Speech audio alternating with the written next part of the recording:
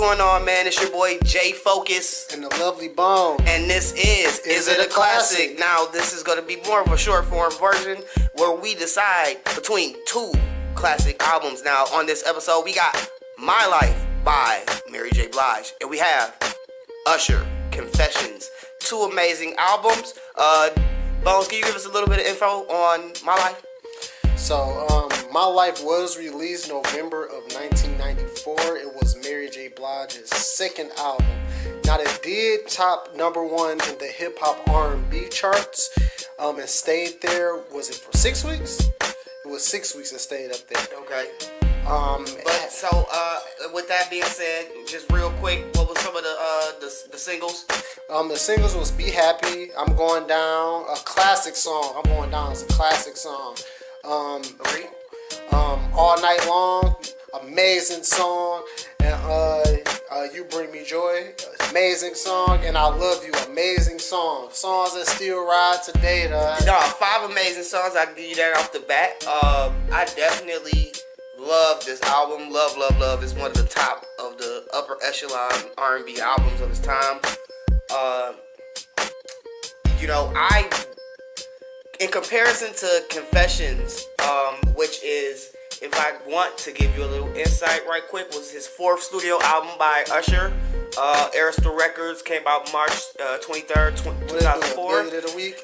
They did $1 million. They had Jimmy Jam and Terry Lewis, of course, on the album. Jermaine Dupri, Lil Jon. Like, it's just a production mosh posh of greatness. Like, these motherfuckers got to work on this project. It's another album that is, it's not many albums that's capable of being put up against a My Life or a Confessions, and that's why I think this is the perfect discussion, man. So if you want to lead in, man, we can start with our 2 minutes. So we'll both have 2 minutes to give our points on our albums that we rock with respectively. And so which I guess he is rocking with. I'm rocking with My Life, man. Just to give you a little background on comparison to where both of these artists was, I think during the Confessions times, we did kind of know that Usher was trying to cross over and all that. He was one of the premier names in R&B at that moment. We get that.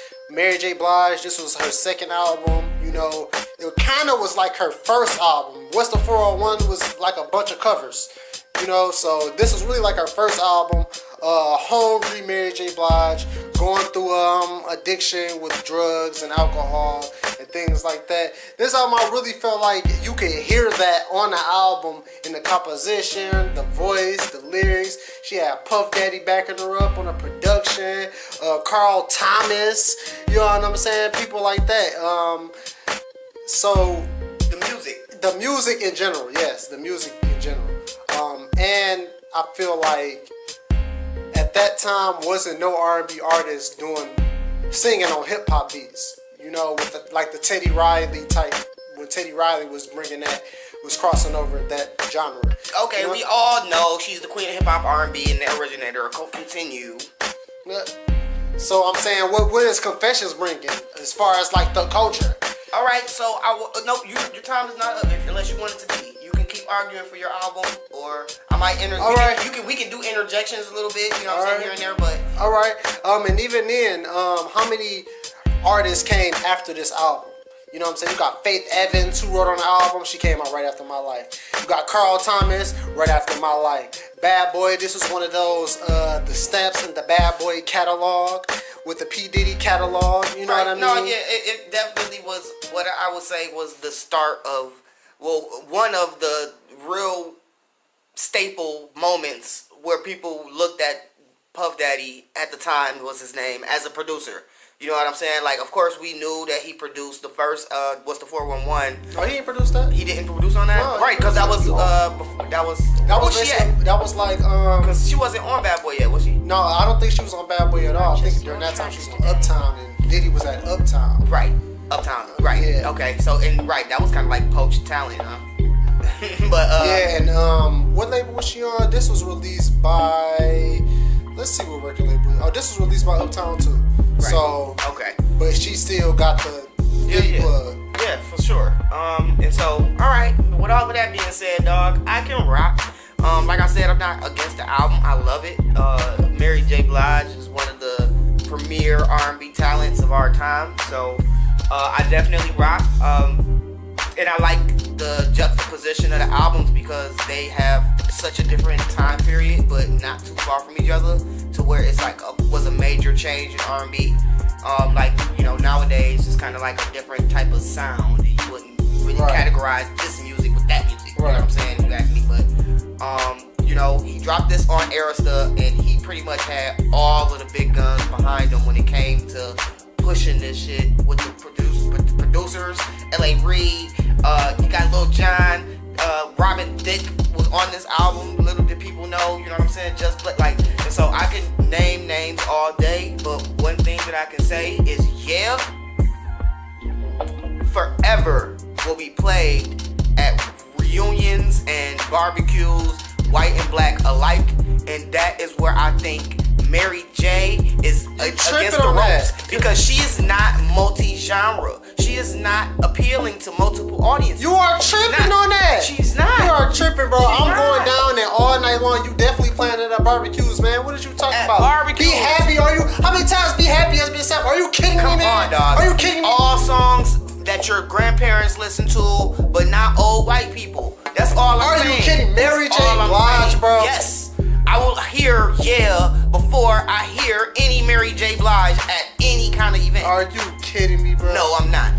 Are you? Yeah, by itself has carried its own weight. Man, and that wasn't even Usher's story, man. Let's be clear. That wasn't about Usher and Chili. Okay, if you want to go there, dog, this is a cover album. My Life is a cover album. It's not a cover album. Nigga, samples, yes. But that was the Bad Boy sound. That's where hip hop come from. Whether you wanted to, whether people want to admit that shit or not, hip hop come from sampling. Hip hop come from sampling. Hey man, Burn, original song.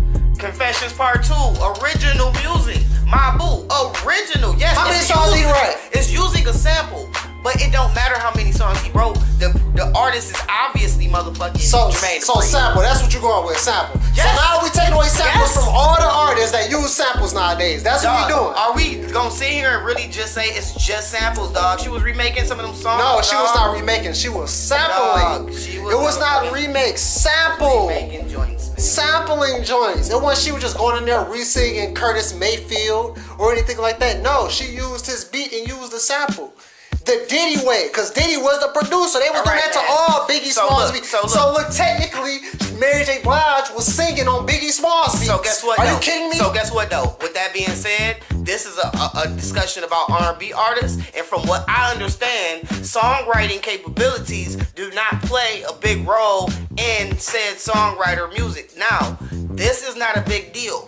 It's not. We know it's not a big deal, but you making it one to take away from the fact that the sample-heavy songs on her shit actually pushed majority of its sound to the masses, and that is what did a lot of the work, the legwork.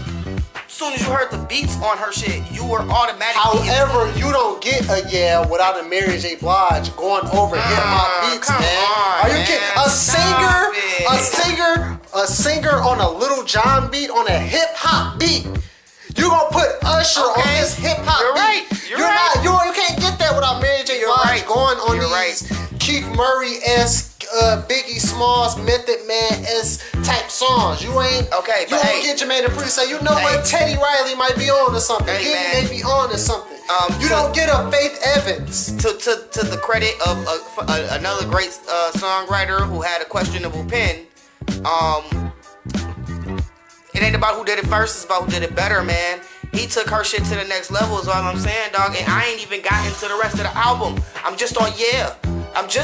And listen to you. You got in defense mode. Like, burn.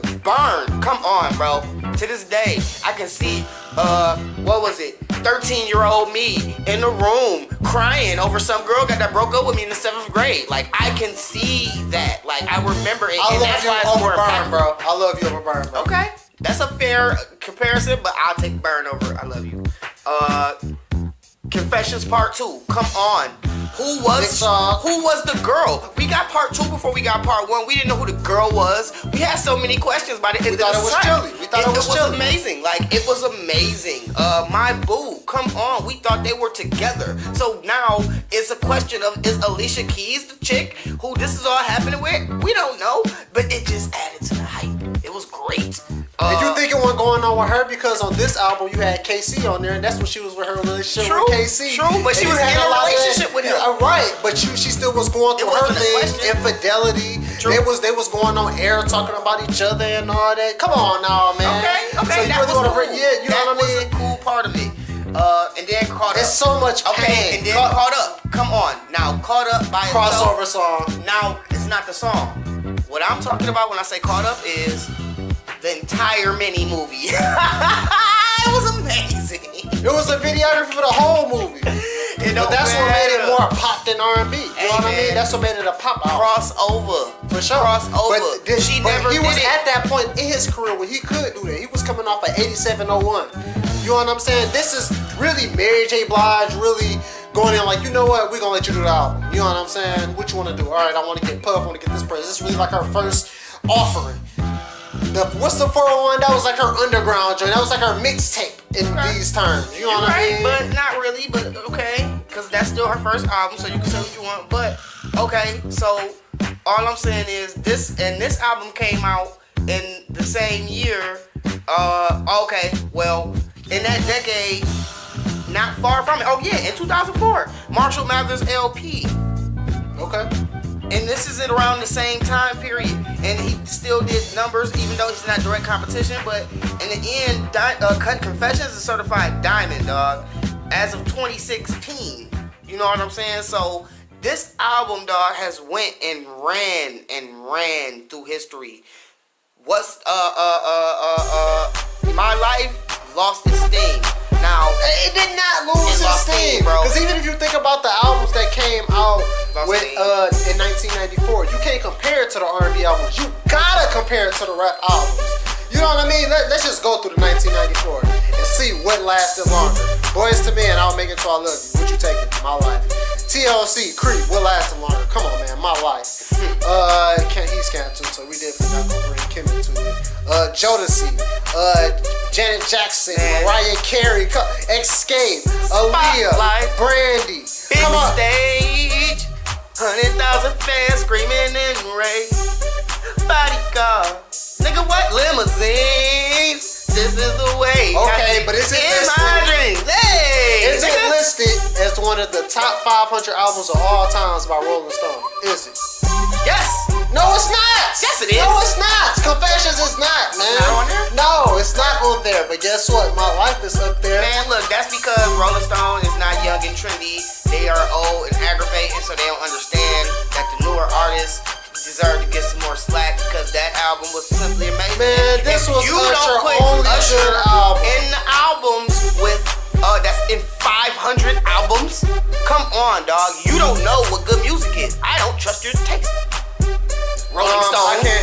I can't agree with that. It should. That's coming from the Isn't It Classic podcast. J Focuz. It should definitely be on there. I would definitely take a Pink Floyd album. Come on, or something. there's so many kids right now. I have friends that have babies that were conceived to that's what it's made for. You know what I'm saying? Like, it's more impactful to me. It should be to you because we are of the same age, and that's why I'm not understanding. Yeah, but I feel like My side. Life has transcended the genre to where, like, people who don't really listen to hip hop can rock with that shit. And then you got the people who are hip hop heads who was really like, yo, she's a singer doing hip hop beats, so I fuck with this shit. Like the genre between, well, your parents are a little older than my parents. The genre between my parents and us. You know what I mean? Okay. And then like transcend that because we were brought up on hip hop. They were introduced to it. We were brought up on it. You know what I mean? Okay. So, but I definitely do think Confession should be on one of those on the greatest albums of all time. Okay, so what do you guys think, man? Do you like My Life better than Confessions, or is Usher taking home the prize in this battle against Mary J. Blige? Oh, I ain't even do that. Oh, Queen of hip hop and R&B. What is Usher the king of? The king. Herpes. Shout out to Usher Raymond. This is It a Classic. I am the Lovely Bone. And I am J Focuz. This is It a Classic? Tune in soon.